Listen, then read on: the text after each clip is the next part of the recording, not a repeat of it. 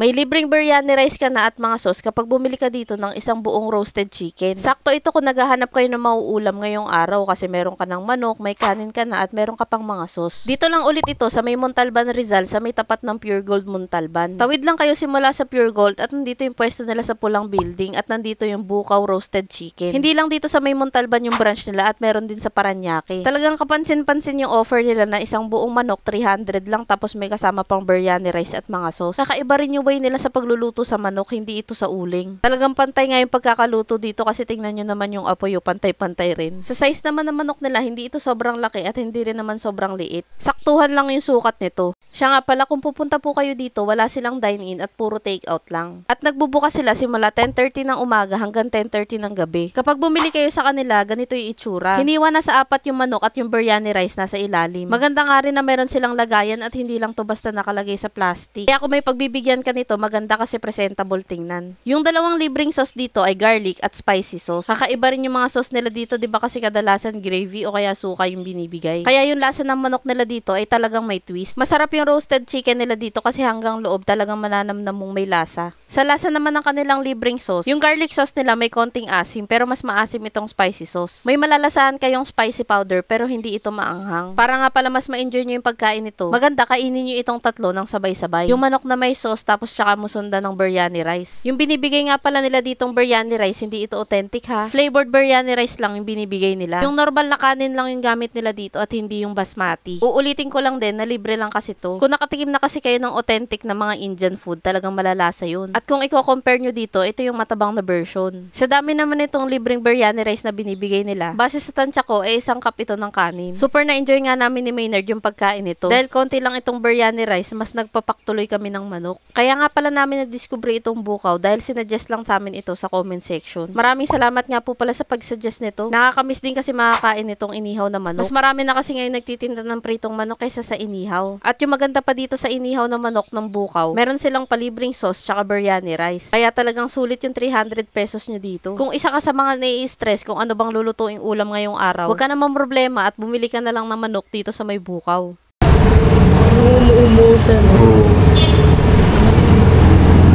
Marami pa kami ni Maynard na i-share sa inyo ng mga sulit na pasyalan, kainan at kapihan. Kaya para mas updated kayo sa mga mapupuntahan namin, huwag niyong kalimutang i-follow ang aking mga social media accounts.